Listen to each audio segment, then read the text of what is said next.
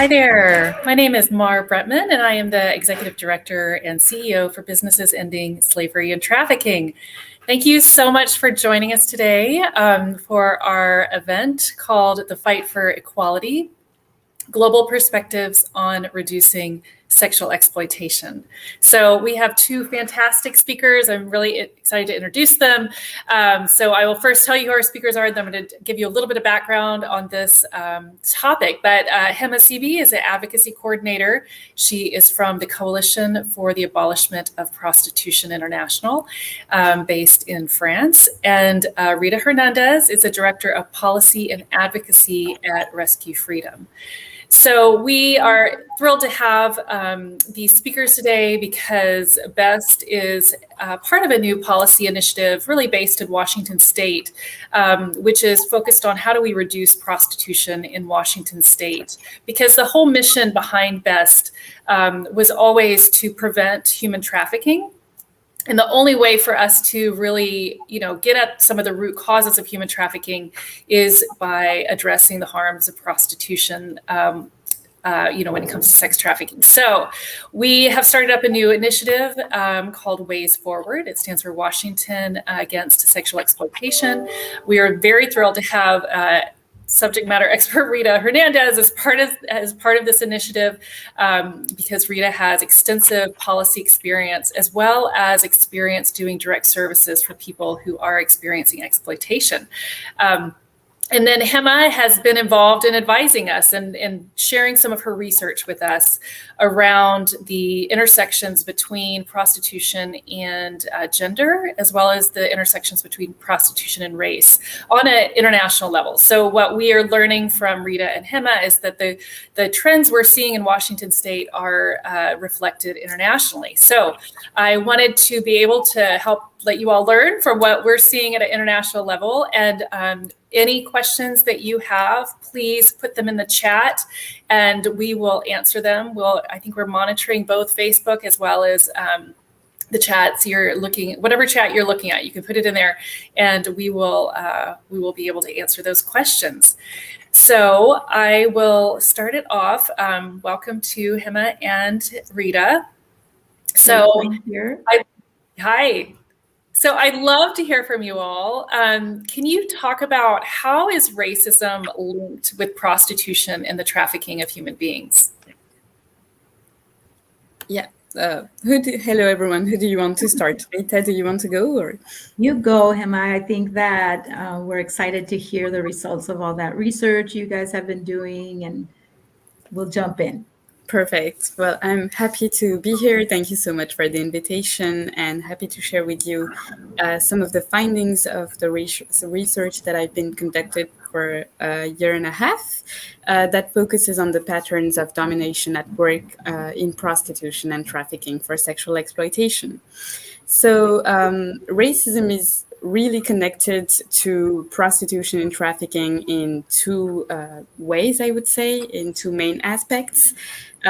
First of all, we need to acknowledge that the prostitution system and the trafficking system target primarily women of color and those from the most marginalized communities. And this is true everywhere in the world. So migrant asylum-seeking women and girls, those from indigenous communities, from ethnic, racial minorities, from the lowest caste, they are overrepresented among the victims of prostitution and trafficking.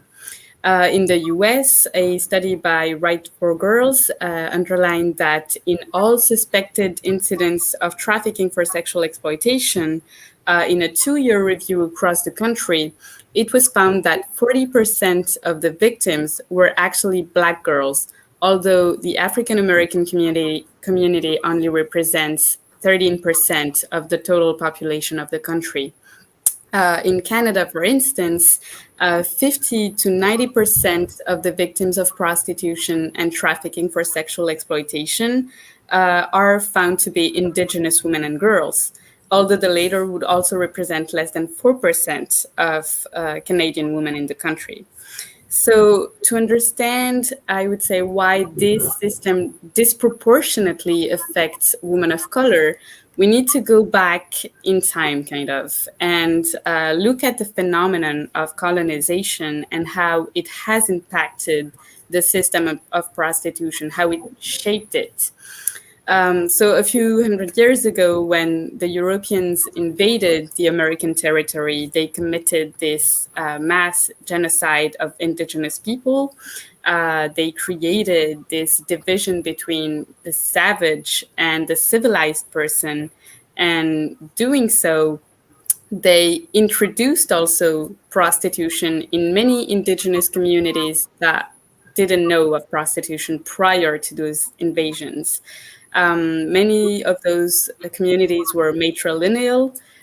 They had very few, they didn't know a lot of sexual violence in their communities. And along with those massacres, the cultural destruction, colonizers introduced prostitution.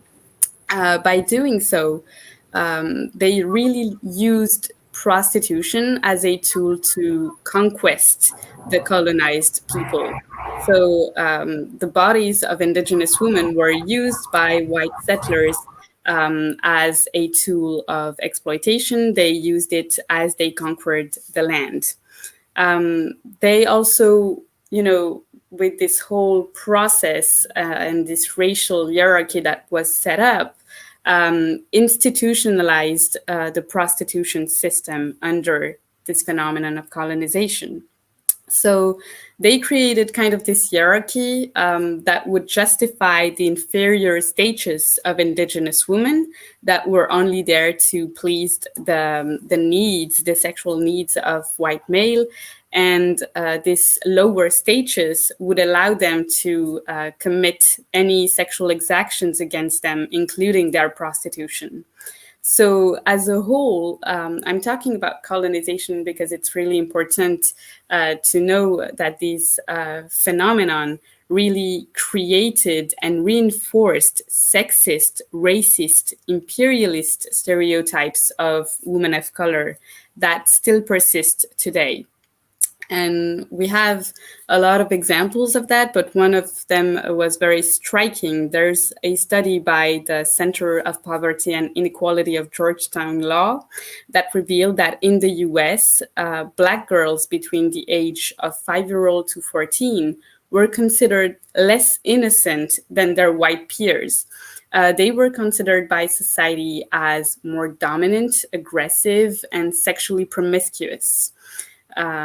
This, like when we connect it to the fact that Black girls are overrepresented among the victims of trafficking, is very striking and worrying. We really need to address, in this sense, the sex buyers that also buy sex to women in prostitution and girls in prostitution, and how buying sex is also a racist act.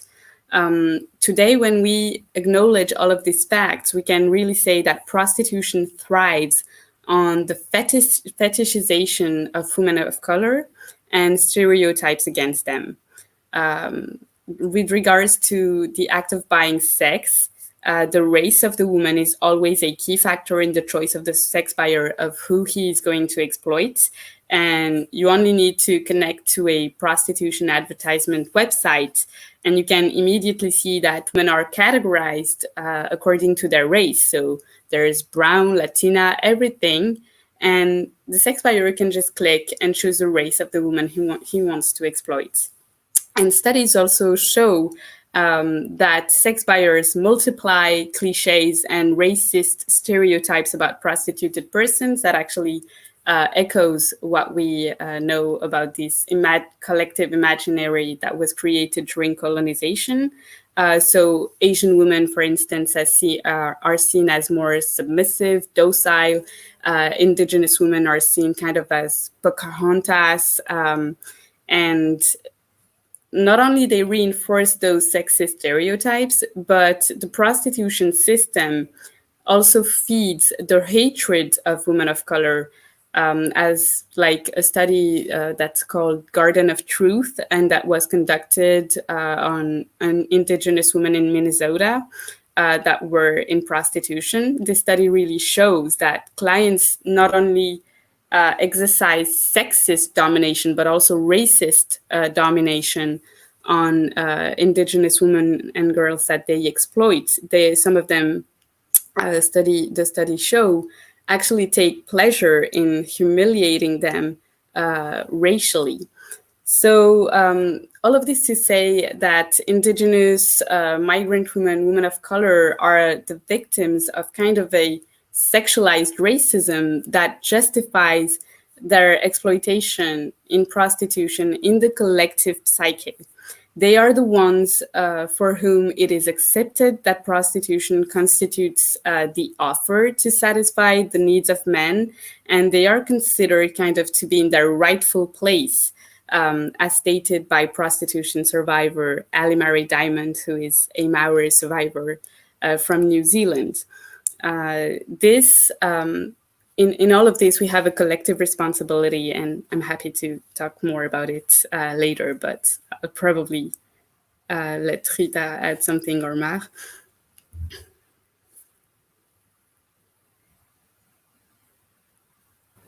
Rita, I think you might be on mute. Oh, there it is. There you go. Okay, well, some of you might know that I am a migrant to the US. I am a migrant from Mexico.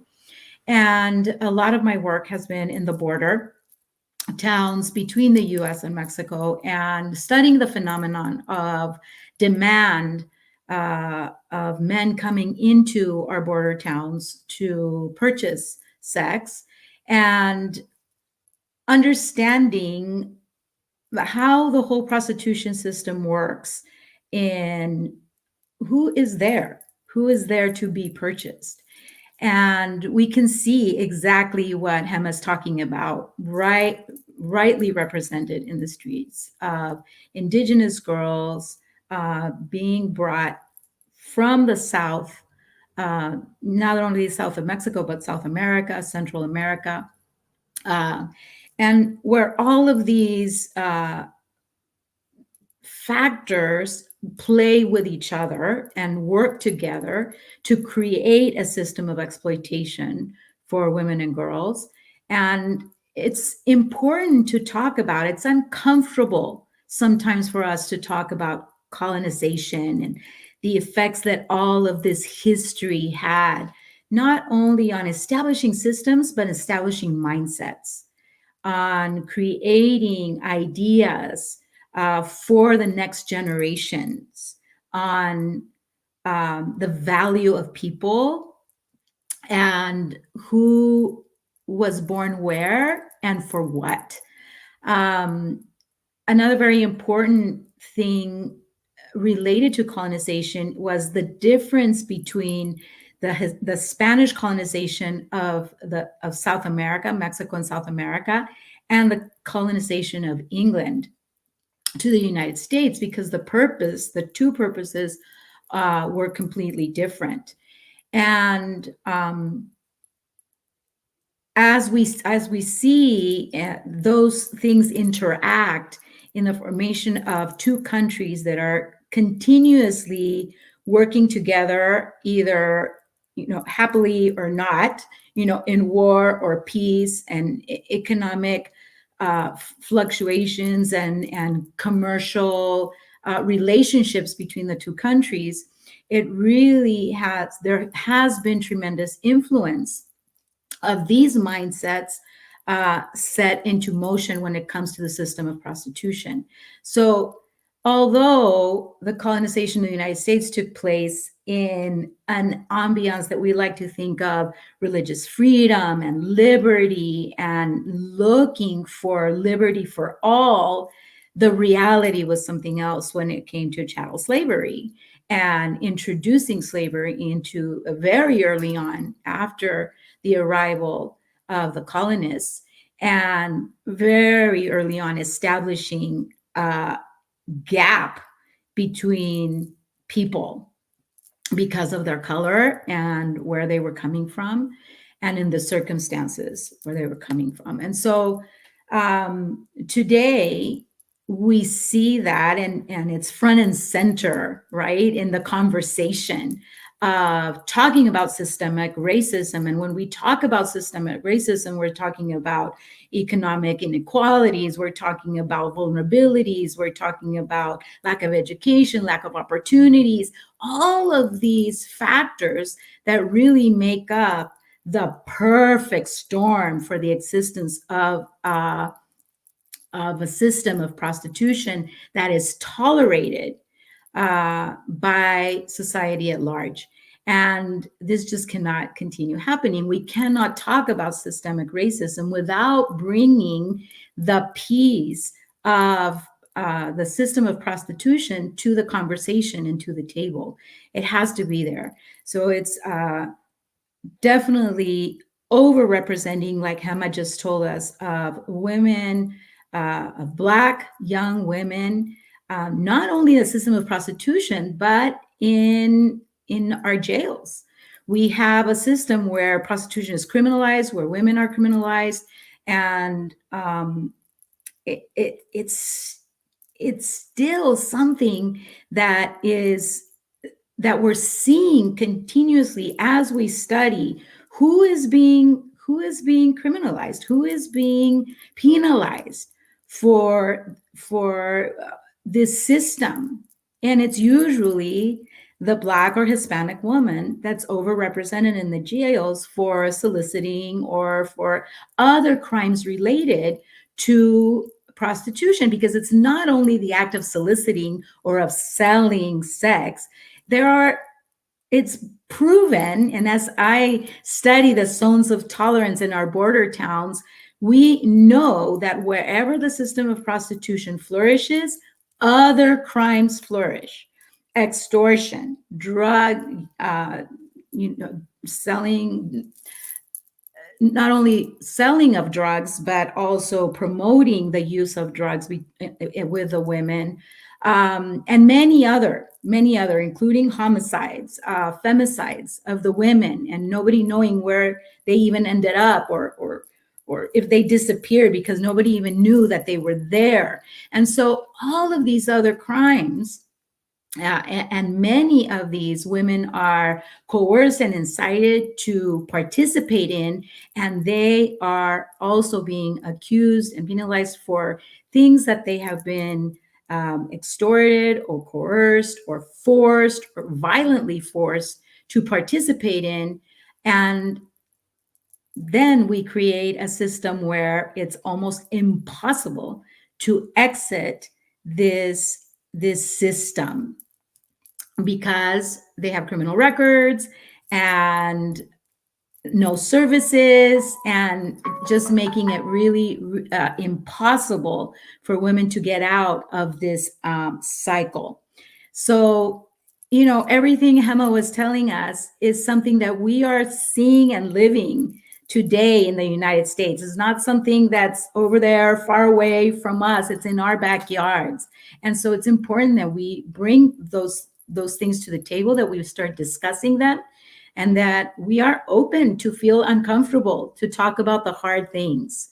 It's okay to be uncomfortable, but we need to be open to speak out and say, this cannot continue, because we're talking about history. We're talking about 300 years ago, right? We're talking about the impact of the decisions that people made for us 300 years ago. So my question to you today is, what decisions are we making today that in 300 years, somebody is going to be sitting here talking about what we did, what we decided, what we enforced on others or forced others into without considering the consequences to them personally, but also to society at large.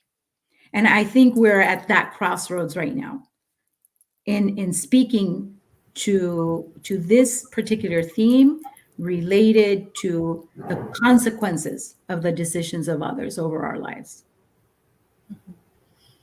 Yeah, thank you so much for giving us some of that history. Here in the US, 2 points really stand out to me of things I've been learning about recently. One is, that at the time that Christopher Columbus came over and, discovered the United States,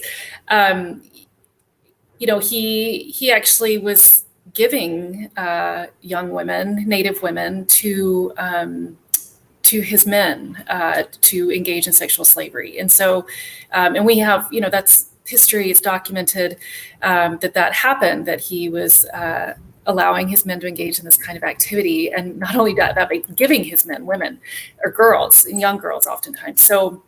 So we know that happened, and just like you said, Rita, like this country, the US, it's so great in so many ways. And we also have this history that we need to untangle and address so that, like, just like you said, in 300 years, we're not looking back going, oh my gosh, or our great grandchildren are not looking back saying, oh my goodness, what happened?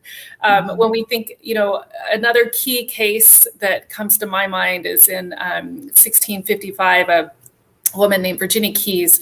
She was the daughter of a slave owner and a slave in Virginia, and she sued for her freedom and won it because we were operating at that time under English common law. And under English common law, it's the father who determines the condition of the child. So when slave owners saw this, they were alarmed. And so they changed the laws within 7 years in Virginia. And I'm originally from Virginia, so this really strikes home for me. That's where I was born. So, but they changed those laws so that it was that women or that children went under the condition of their mother, meaning that they took the race of the mother, and that not only enabled men to continue to exploit, slave owners to continue to exploit women sexually. It codified it, it legalized it, and it actually made it so that they would make money off of it, right? Because then they would own the offspring, and these offspring would then become slaves, and that was money for them. So these are the earliest vestiges of exploitation that we see, and that is what has now become human trafficking and prostitution in our country. Absolutely, Mar. And I'm sorry for the interruption, but we have to remember, or at least learn, that the Spanish crown, when Columbus came, the Spanish crown prohibited women to travel with the men to the new lands. So wives and children were not allowed to come. And so they used that as an excuse, right? To say, well, we left our families, we left our wives in Spain, they're not allowed to come until certain conditions are met, then we have a right to these women, the indigenous women. And so they started families with these women. So they were sold to them or given to them as part of the bounty. These women had children, just like you mentioned. Then 10 to 20 years later, when the wives started showing up with the families, again, these women were relegated to second-class citizens because the real wife was here. La señora had arrived, right? And so she tolerated these children just like slave owner wives tolerated the children of the abuse of Black women by slave owners. In the same sense, the Spanish women tolerated those children as bastard children, second class citizens, but still living in the household, still being part of, right, the nucleus of the plantation or the hacienda, depending on where you were. And sadly, Mark, those mindsets are still alive today. I have interviewed women whose husbands are sex buyers that have the attitude of, oh, I'm glad it's with a prostitute because at least it's not a lover that's going to have children and is going to take money from the family. And you know what I'm saying? This attitude of it's okay if it's with that class of woman, but don't bring another woman into my home, right? And this is mindsets that we as women are perpetuating, a system of prostitution, of exploitation, of trafficking in our own backyards when we have those attitudes. But those attitudes were ingrained from those practices. And so we have to remember that prostitution exists because of the male demand for it. We cannot take our finger away from that reality. So, racial and economic inequalities really render women vulnerable to this system because of the demand. That's what we see at the border when we see an influx of U.S. citizens coming into Mexico, where in Mexico we don't have laws against prostitution. Prostitution is tolerated. We don't have anything that regulates it or prohibits it or legalizes it or anything. It's really in limbo. And so men feel that freedom to come into across the border into Mexico to buy women and girls because there's no consequence, right? It's just there readily available. And that makes it for a very, very hard situation when it comes to identifying trafficking, identifying what is exploitation and what isn't, when we don't understand that the cash, the paying of the money is the coercion.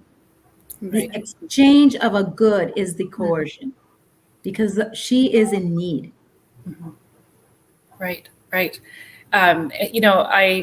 As I've been reading history, Rita, you're really touching on this. As I've been reading this history, I'm like, why didn't women do something back then, right? Like, if all the women had been like, no, this is not okay, like, would men have had to change their behavior? I don't know.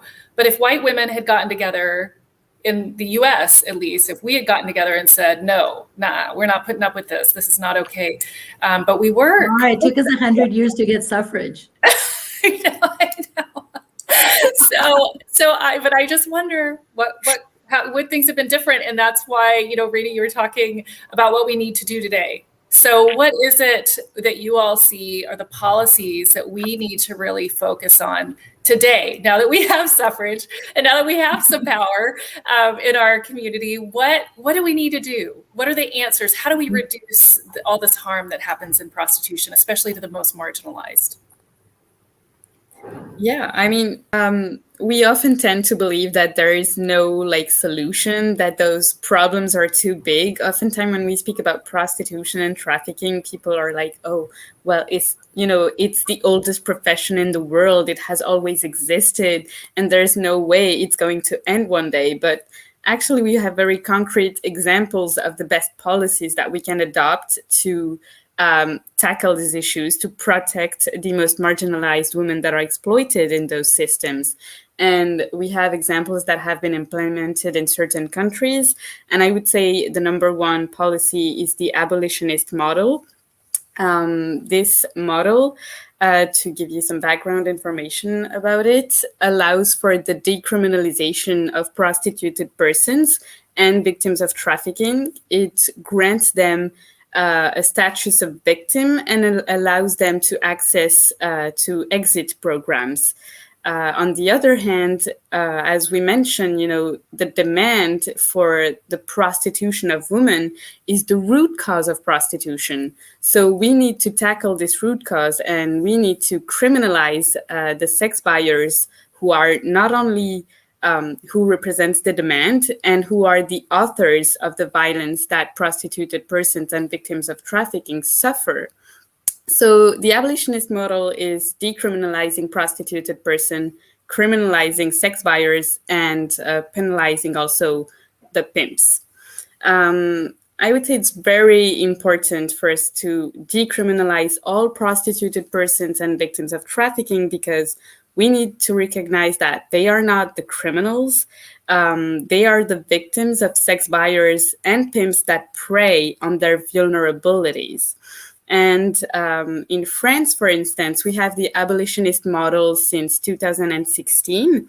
And prostituted women and girls can benefit from an exit program, which opens many rights to them. They have the right to an accommodation, to psychosocial support, to a monthly allowance. They have the right to a residence permit for foreign victims, and they even can access compensation from the state if they have been victims of pimping.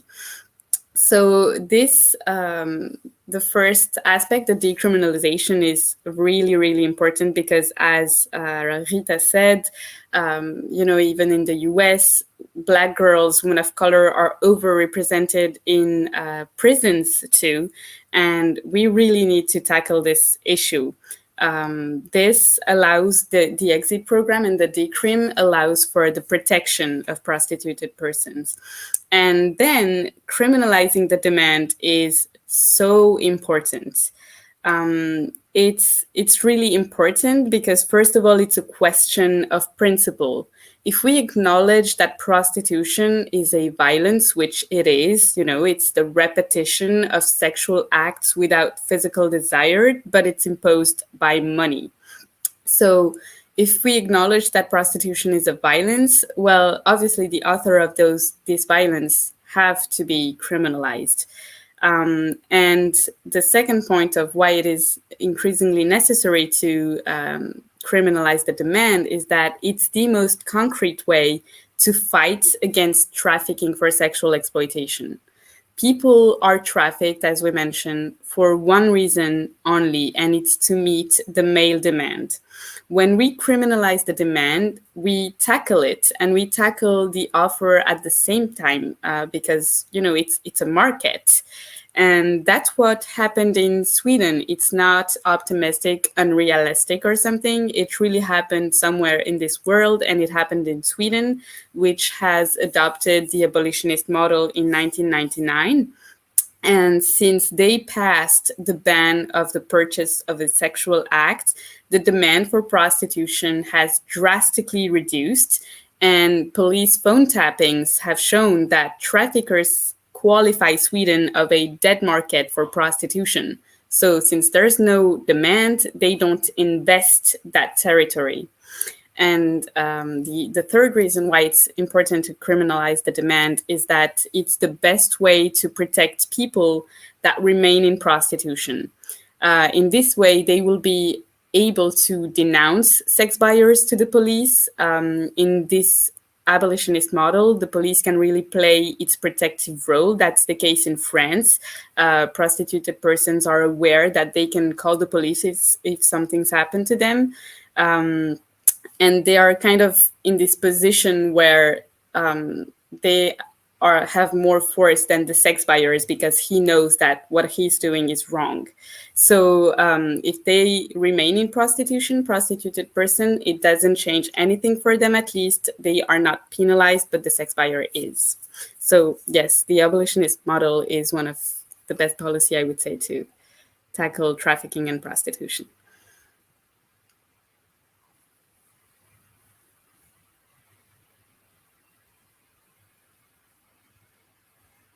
I think you're muted, Mark. Thank you. I have perhaps construction going on right under me, and it was quiet when the rest of the morning. So I didn't know that was going to start while I was on here. So I wanted to remind folks that if you have any questions or comments, to please put them either in the comment section, the comment section of whatever you are watching. So I know we're providing this on several different platforms, and we're monitoring those platforms. So please put the comments in that section. hear the construction now. So I am wondering if we could also, we've been talking a lot about the impacts on women in particular. Can you all also talk about the impacts of prostitution on boys and men? Well, the reality is that the harms of prostitution also affect boys and men. That it's the same harms. It doesn't get any better, right? And also another truth that's important to take into consideration is that it's still the male demand that affects male prostitution. So women only make up like 0.03% of sex buyers in the world. So it's not the women that are buying these boys and girls. It's still a male dominated market. And so that's really important that we realize, because it still goes to the same thing that Hema was telling us. We need to make sure that these buyers are getting their due, right? Because they are the ones that are promoting trafficking in all population sectors, right? But another truth is we don't know too much about boy and male prostitution. There are new studies coming out now, but it hasn't been researched enough, in my opinion. So it's really important that we start paying attention, because what we do know is that it is growing exponentially. 4 or 5 years ago, we were about 7% of victims were males. We're up to, it depends on where you are in the world, between 13 and 17% of victims of sexual trafficking are boys or men. That is a huge growth sprout in a very short amount of time. And but we would still be speculating on the why of that. If we gave a reason, it would be like an opinion, right? And so we need to study it more. There are some research projects out there that are focusing, but most of all, because when the trafficking movement started around the world, most of the data, hard data, started coming in as a result of services to survivors.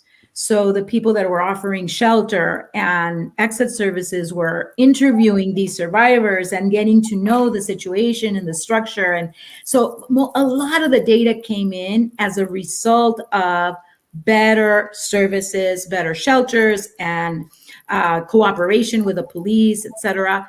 We don't have a lot of shelters that cater to boys in the world. I only know about 4 or 5. I'm talking about worldwide, right? And I think in the US, we only have 2 that are actually known to have these services. So also, that's a huge need. As those services expand and grow and mature, we're also going to have better data related to. But I really don't think, in my experience and in researching prostitution, that the harms are any different. Mm-hmm. There's still psychological, physical, emotional, spiritual things that, or harms and factors that are involved in prostitution at all times. So I think it's pretty bad for them as well. Okay, it looks like we just have a few more minutes left and we're getting some questions. So I wanted to make sure we get time for a few of our questions. But one, and Rita, you addressed this a little bit, but if both of you could address this. One question is around what are the impacts of full decriminalization? And this person, it looks like, is from Seattle. There's a candidate for city attorney in Seattle named Nicole Thomas Kennedy, who's saying that she's going to fully decriminalize if she gets elected. So what would the kind of changes that a place like Seattle might see if prostitution was fully decriminalized or legalized? Would Yeah. do you want to address that, Hema?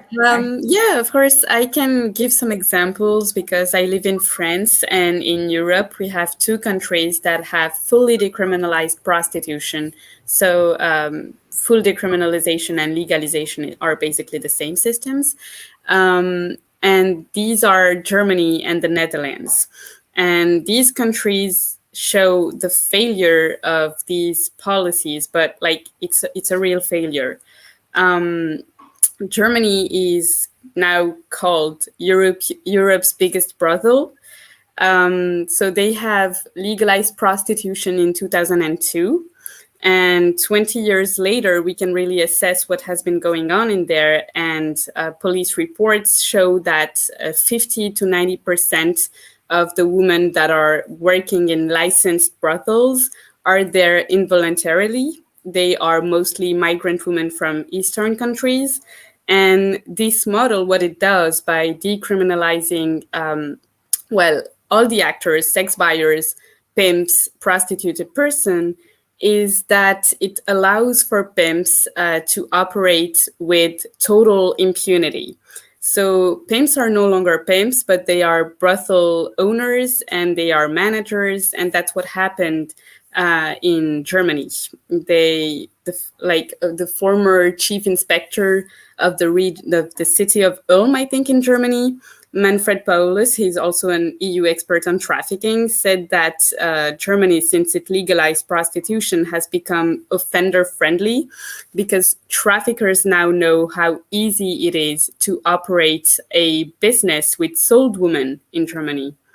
And so, even when we compare, for example, the numbers of prostituted persons in Germany, there are 400,000 prostituted persons in Germany compared to 40,000 in France, which has an abolitionist model. So it's 10 times more, 10 times more exploitation, of course. And the country has attracted so many sex tourists that 1 million sex buyers 1 million persons buy sex, men buy sex per day in Germany. And it's the same in the Netherlands. 90% of the women in the licensed brothels are there involuntarily. And there was also a study from the Ministry of Justice from the Netherlands that said that since they legalized prostitution, the well-being of prostituted persons was at the lowest that it has ever been. So to us, it's not a solution, and it's just not a policy that works. It is detrimental for the rights of prostituted persons and victims of trafficking, who are, again, women of color. And no, this is not the right model and policy to go to. I think it's also important to state that we like to forget that there are certain international treaties and responsibilities that we have as a nation. And legalizing prostitution goes totally against the 1949 conference that states that prostitution and everything that surrounds it is not compatible with the dignity of a person.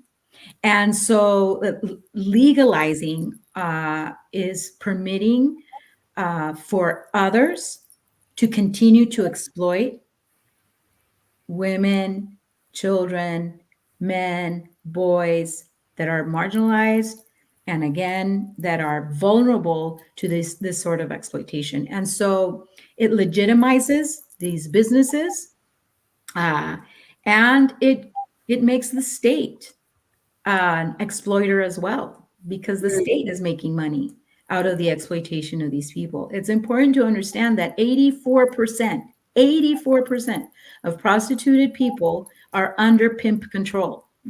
This constitutes, in any definition of trafficking, this constitutes trafficking.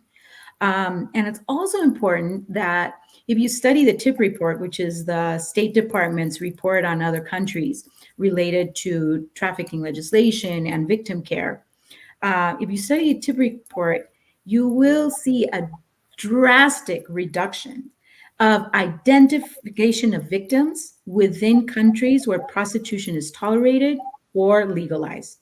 So this means that because these are legitimate businesses, there is no political will to identify victims and to, you know, prosecute pimps and procurers and brothel owners. And there's just what for? You know, there's no will that is born out of something that is legitimate, that is legalized, and that continues to promote a system. Um, it's just easier, you know, to clean your hands and say, "Whoa, you know, well, that's legal. How do we prove, you know, that that's trafficking?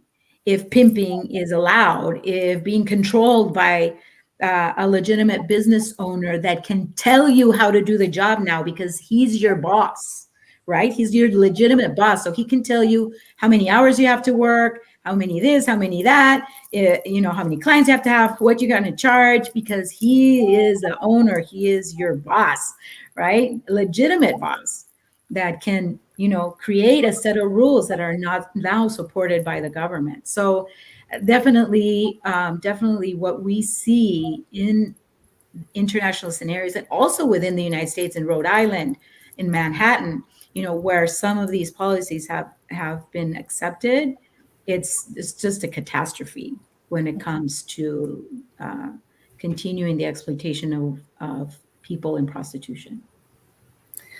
Well, thank you. Thank you. This is incredible. I'm really grateful to have these international perspectives about how do we reduce prostitution, how do we create more equality for women and for people of color in our country, and you know, for boys as well. So I'm really grateful you're here.